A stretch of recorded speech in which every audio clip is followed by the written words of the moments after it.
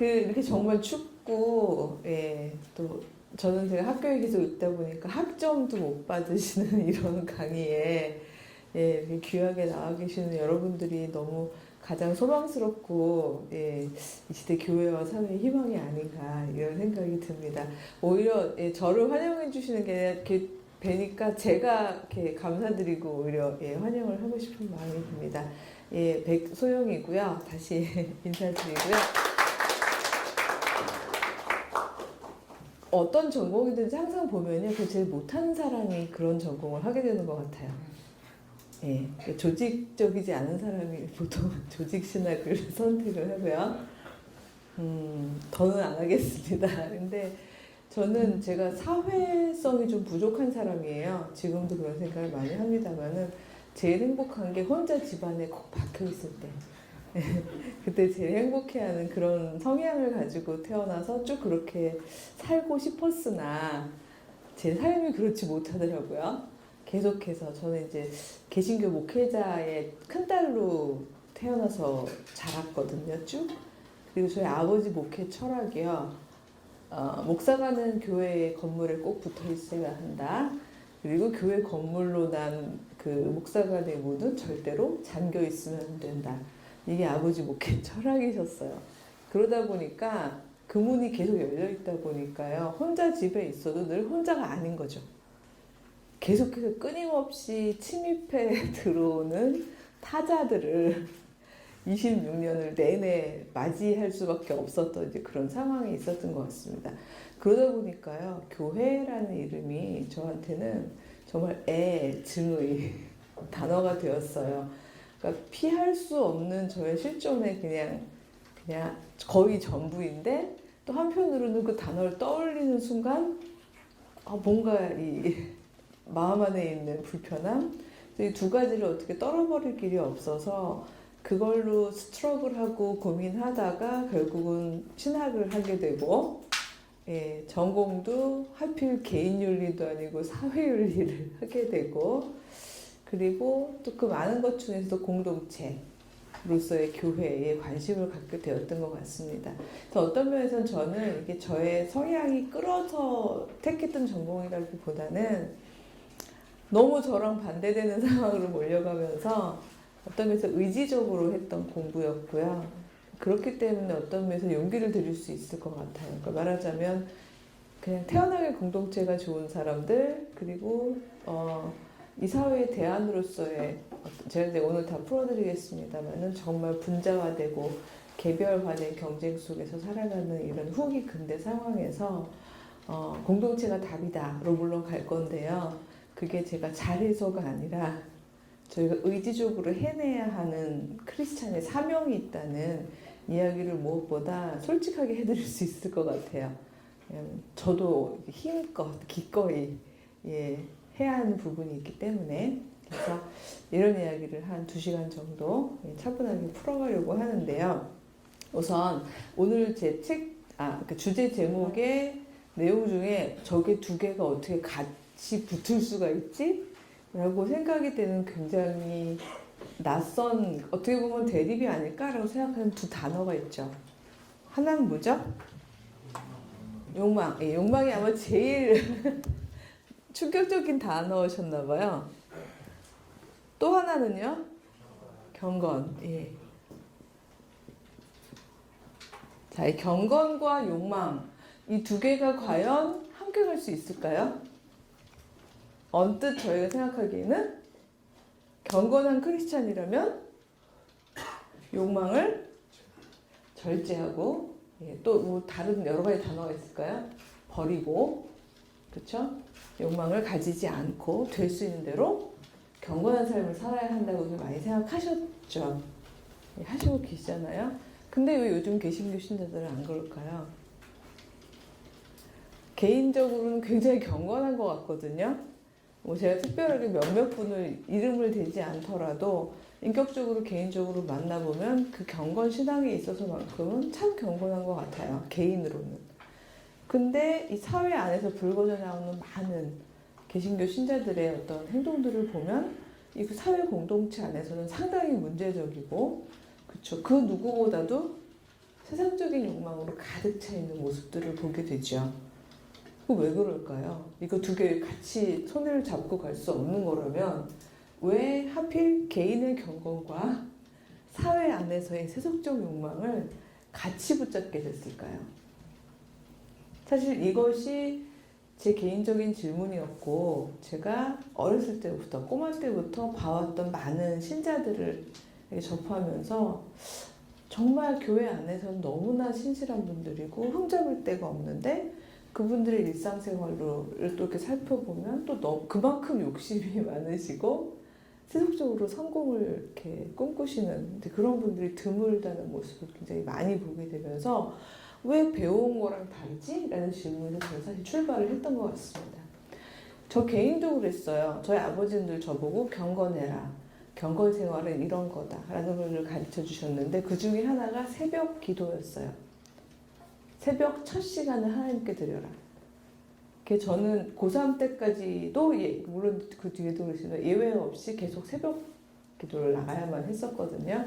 근데 새벽 기도가 보통 이제 5시에 시작하는데 저는 3시 15분부터 깨야 했어요.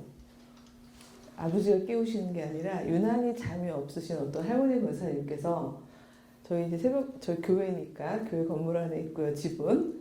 그 셔터라고 그러죠. 이렇게 교회 문 여는 거, 드르르. 그 사찰 집사님께서 4시 반쯤 여시거든요. 잠이 없으시니까 2시부터 깨가지고 계시다가 심심하신 거예요. 1시간 버티시다 도저히 안 되시겠으니까 나와서 이제 교회 주변을 배회하시다가 유일하게 제 방 창문이 주차장 쪽으로 이제 연결돼서 밖에 있었거든요. 똑똑똑. 소영아, 자니? 정확하게 3시 15분이에요. 항상. 벌써 해주시는데, 증에 그 증에 해당하는 부분이죠. 그러니까 어쩔 수 없이 그때 일어나서 이제 쪽문을 열어드리면 들어오시고, 그래서 그냥 할 수 없이 그때부터 깨는 거예요. 그래서 제 라이프 스타일을 바꿔버렸어요. 그 권사님 덕분에. 그래도 할 수 없다. 일찍 자고 3시 15분에 일어나자. 경건 생활에 도움이 되니까. 이렇게 생각하면서 그때부터 3시 15분부터 이제 교회 그 예배를 그 재단에 가서 기도를 하면서 하루를 이제 새벽을 열고 지금도 무서워요. 눈 뜨면 시계 설마 하고 봐도 딱 3시 15분이에요. 그럴 정도로 이렇게 제 삶이 새벽형 인간으로 되는데 그 아버지께서 가르쳐 주셨던 나중에 쭉 제가 풀어드리겠습니다만 청교도적인 경건생활 그 부분이 굉장히 크게 작동을 했던 게 맞습니다. 근데 저는 꼬마 소영은 궁금했어요. 전 이거면 충분히 크리스찬으로서 충분히 하나님께 칭찬받고 그다음에 저희 목사님인 아버지께 기쁨이 되고 교인들이 보기에 충분히 모범적일 수 있다고 생각했는데 저희 아버지께서 공부를 또 잘하라고 그러시는 거예요. 분명히 공부는 세속적인 부분이잖아요. 근데 그걸 제가 왜 잘해야 하나요? 이렇게 여쭤보면 그래야 교인들한테 은혜가 된대요. 그래서 제가 목사 딸인데 교회생활 잘하는 건 은혜가 되겠지만 공부를 잘하는 건 또 왜 은혜가 되나요? 라고 얘기해도 풀어주시지 않으면서 계속 그건 하나님께 영광을 돌리는 길이고 뭐 이제 블라블라블라 계속 얘기하시면서 제가 공부를 잘하지 않으면 그 세속사회에서 성공을 하지 않으면 많은 교인들이 생각할 때 목사님의 설교나 혹은 이제 이런 말씀들이 권위가 안 선다는 표현을 많이 쓰시더라고요. 그러니까 이제 이 둘 사이에 무슨 관계가 있는지 전 모르면서 아버지의 말씀이니까 열심히 따라서 원래 그렇잖아요. 이제 보통 한 집안의 큰 딸은 살림미천이고 특히 목회자 큰 딸은 목회미천이거든요. 그러니까 이제 목회미천의 노릇을 하느라고 두 가지를 다 하느라고 좀 애를 많이 썼던 기억이 있습니다. 그러면서 계속 궁금했어요. 이 계보학을 난 파헤치고 말리라. 이 둘은 왜 만나면 안 될 것 같은 이 둘은 언제부터 손잡고 교회 안에 이렇게 뿌리 깊게 박혀있나. 그래서 날 이렇게 힘들게 하나. 도저히 아무리 봐도 얘네 둘은 같아 보이지 않는데 왜 이럴까. 근데 어느 날 막스 베버라는 사회학자의 책을 읽다가 한 단어에 꽂혔어요. 아하, 이거구나. 어떤 단어인가 하면요.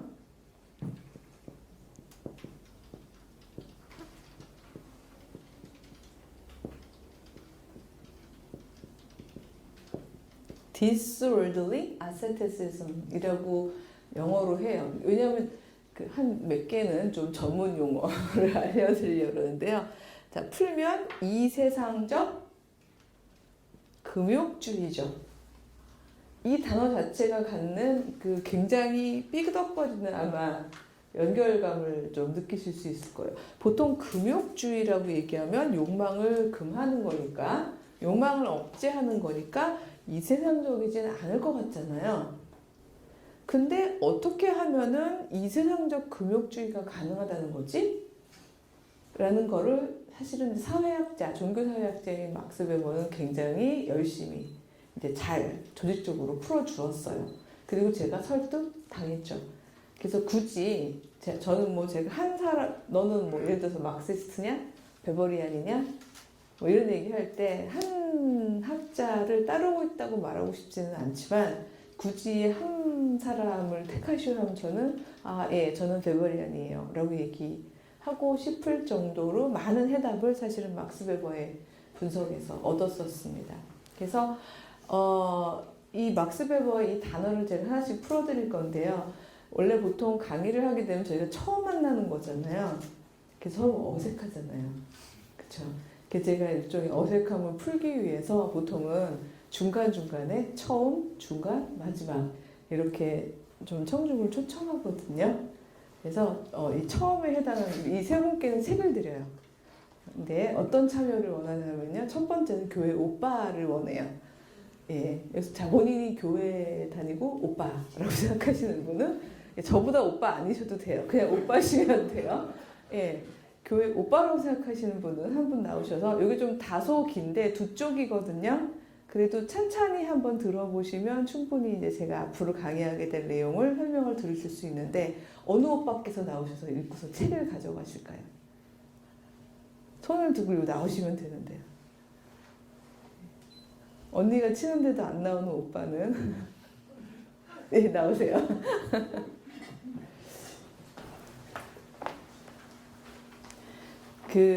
여기 올라오시죠. 기왕이면 마이크 드셔야겠죠? 예. 조금 길 때 대신에 낭낭하게 읽어주실 수 있죠? 여기서부터 여기거든요. 예. 교회 오빠는 경건하다. 이상적인 교회 오빠는 바른 생각, 바른 행동으로 무장한 도덕적 인간이다. 무엇보다 육적 쾌락이나 방탕한 생활습관을 멀리하고 자신의 감정과 행동을 절제한다. 늘 규범과 규칙에 맞추어 살고 모든 일에 수도자의 자세로 임하는 인간입니다. 그러나 될 수 있는 한 세속으로부터 자신을 격리시켰던 중세의 수도자들과는 다르게 교회 오빠는 세상 일에 능하다. 경건 실천으로부터 오는 절제된 태도로 인해 쾌락을 쫓아 노는 일에는 영 답답한 조속일지 몰라도 세속 직업이나 학업에는 적극적이고 심지어 경쟁적이기까지 하다. 대한민국에서 교회 오빠, 첫 세대는 현대 교육을 많이 받은 신식 오빠였다. 직업이면 직업, 학업이면 학업, 아는 것도 많고 하는 것도 멋져 뭐든 폼나고 감동받아 주는 오빠. 발전된 문명, 서구의 것을 가장 빨리 그리고 최상의 습득 전달하며 이를 자신의 생활에 현명하게 활용하는 능력자. 개인도 나라 전체도 근대화의 욕망으로 가득 찼던 시절, 그래서 근현대적 성공신화였던 교회 오빠는 소녀들의 로망이요, 젊은이들의 이상이요, 부모들의 자랑이었다. 우리나라에서 지금까지 출세한 정치인, 기업인, 교육자 가운데는 경건한 능력자인 교회 오빠 출신이 적지 않다. 물론 교회 오빠는 탈근대를 사는 비중형적 자유혼의 21세기 젊은이들에게는 상당히 답답한 부류에 의미하기도 한다. 하여 그네들이 지칭하는 교회 오빠는 사뭇 비틀린 뉘앙스를 풍긴다. 그러나 비록 비꼴지언정 그들이 주목하는 교회 오빠의 인성적 특성들은 매 한 가지다. 절제되고 확고한 도덕적 기준을 가지고 정확한 시계처럼, 게다가 과도한 열정으로 세상의 업무에 올인한다는 것, 그리고 대부분은 세상에서 성공을 쟁취한다는 것, 그럼에도 만족함이 없이 계속 저 높은 곳을 향하여 끊임없이 내달린다는 것, 우연이 아니다. 세속으로부터 구별되려는 경건과 세상에서 성공하려는 욕망이 한 사람 안에 공존하게 된 건 말이다. 적어도 대한민국에서 개신교 젊은이의 이상형은 개인기로 어쩌다 만들어진 결과물이 아니다. 경건과 욕망, 전자가 후자의 신앙적 동력이 한 신자 안에서 경건한 능력자를 완성시켰던 것이 근대화와 발맞춰 전개된 한국 개신교의 역사였다. 역사적 우연성으로 인해 근대화의 욕망과 함께 이 땅에 들어온 개신교는 다양한 갈래 중에서도 특히 청교도 정신을 계승한 집단이었던 것이다. 청교도들의 신앙 교각과 생활 경륜을 기독교인의 이상으로 삼은 결과가 오늘날 우리의 이웃 교회오빠를 만들어냈다. 네, 감사합니다. 책은 가지시면 됩니다. 예. 교회 오빠가 읽어주시니까 훨씬 은혜가 가득했던 것 같습니다. 저희가 교회 오빠라는 단어를 들었을 때 갖는 이미지를 사실은 이 두 쪽이 잘 설명해주고 있죠. 여러분이 제일 크게 웃어주셨던 소녀들의 로망, 그쵸? 예, 그 다음에 모든 엄마들의, 예, 진짜 이상이잖아요. 엄마들 자랑이잖아요. 저런 교회 오빠들은 교회에서 주로 이제 뭐 회장도 하시고, 중고등부 회장 이런 거 하시고, 그다음에 교회 활동 정말 열심히 하죠. 여러분이 아마 딱 떠오르는 교회 오빠 했을 때 그 오빠는 인성도 좋고, 그쵸? 공부도 잘하고, 아니라고 저 뒤에서 막 흔드시는 분도 계신데, 실제적인 교회 오빠를 이제 많이 보셔서 그런데 저희들이 이상화한, 특히 70, 80, 90년대까지의 교회 오빠들은 상당히 정형화되어 있었어요. 근데 그 부분이 저는 우연이 아니라는 부분을 발견하기까지가 굉장히 이제 어떤 학문적인 노력이 많이 필요했던 건데, 왜냐하면 우리는요 이미 하나의 패키지로 이 경건한, 이걸 한마디로 말하면 이게 경건이잖아요. 아까 이쪽에 서 계셔서 사실 이걸 이쪽에 쓰고 싶었는데 제가 옮겨가지 못했어요. 그 다음에 disorderly, 능력자, 세상에서도 능력입니다. 그래서 한마디로 얘기하면 경건한 능력자로서의 교회 오빠. 물론 제가 교회 오빠라고 표현했습니다만 이제 1세된 교회 오빠고요. 요즘엔 교회 언니들도 이제 많이 등장을 하고 있는데요. 바로 이렇게 양쪽을 다 탑재한 개인으로 성장할 수 있었던 개신교 신자라는 이 부분이 저는 역사적 우연성의 산물이라고 보는 사람입니다. 그러니까 어떤 신앙의 핵심, 본질이 아니고요. 어쩌다 보니까 생겨난 일종의 결합물인데, 중요한 사실은 우리나라에는 이 결합물이 하나의 패키지로 들어왔기 때문에 선물을 받을 때 그렇잖아요. 저희가 그 선물을 포장한 사람은 어떤 과정에서 어떻게 포장했는지를 알기 때문에 어디까지가 포장지고 어디까지가 상자고 어디까지가 알맹이인 줄 알죠.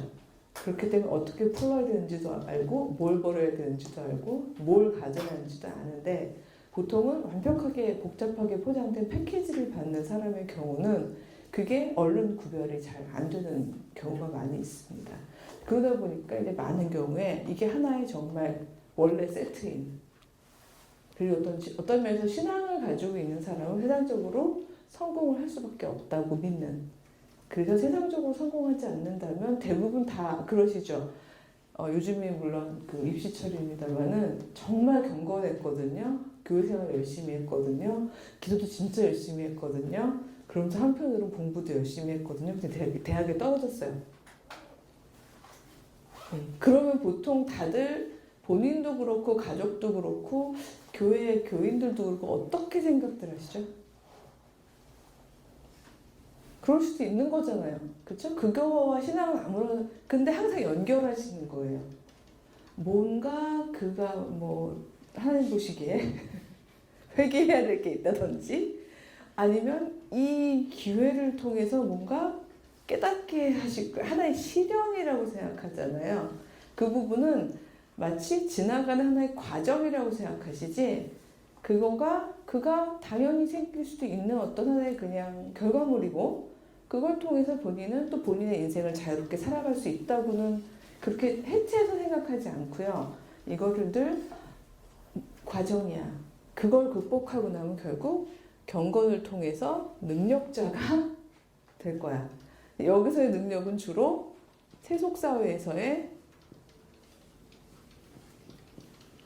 그 상위 그 자리를 위치하는 거죠. 이런 가장 익숙한 이론들이 있죠. 여러분이 알고 계시는 경제 영역에서 높이 들리면 뭐가 되는 거죠? 청부가 되는 거죠. 그 청부론이라고 하잖아요. 예. 그다음에 어떤 정치 영역이나 사회 영역에서 높이 들리면 고지론. 되게 조용하신 청중이네요. 둘 중 하나죠. 몰랐거나 너무 쉽거나 후자인가요? 그러니까 청부론과 고지론은 어떤 면에서는 마치 이것이 성서 안에서 막 발견되는 정말 신앙적으로 원래 그랬던 것처럼 많이들 생각을 하십니다. 그런데 저는 이제 기독교 사회윤리학을 전공했습니다만 기독교 사회윤리학의 한 분과 중에 하나 문화사회학이라는 게 있는데요. 그 분과에는 대전제가 있어요. 태초는 있었을 수 있으나 신앙인들도 저는 그걸 믿죠. 하지만 적어도 인간이 만든 사회 안에 원래란 없다. 그게 대전제예요. 인간 사회 안에 원래란 없다. 어떤 믿음이 있다면 그것은 만든 사람들이 있고 그걸 만들게 된 외부 환경이 있고 그렇죠? 그것이 작동했던 작동 방식이 있다. 이것이 이제 문화사회학의 대전제입니다. 그래서 그걸 가지고 역추적을 해보면요. 이런 식의 결합체도 역시 누군가가 특정한 목적을 가지고 특정한 의미 추구의 결과로 만든 결합체이고 그것이 작동했던 공간이 있었던 거죠. 그걸 여러분들이 알고 난다면 이 부분을 해체하는 것이 훨씬 쉬울 거라고 생각합니다. 그래서 오늘 강의 전반부는 아마도 그걸 해체하는 작업이 될 것 같고요. 아까 그러셨다면서요. 계속 경건한 신자는 세상을 욕망하려는 거야? 말리는 거야? 라고 물어보셨다고 했는데 저는 적어도 이 결합체는 해체해야 된다고 봐요. 이 해체 작업을 끝내고 저는 이제 한 강의의 후반부는 그럼 무엇을 욕망해야 하는가? 전 여전히 이 disorderly asceticism이라는 단어가 어떤 부분에서 굉장히 긍정적으로 저희가 다시 재해석해야 되고 재적용을 해야 되는 부분이라고 보는데 그렇다면 우리는 세상 가운데서 세상 한가운데서 크리스찬으로서 어떤 걸 욕망해야 하는가? 이 부분을 이제 강의 후반부에 하게 될 것 같습니다. 제가 이 전반부에 제가 너무 열을 내다가 잊어버리거나 꼭 얘기해 주세요. 후반부요. 이렇게 얘기를 해주시면 이쪽으로 가도록 하겠습니다.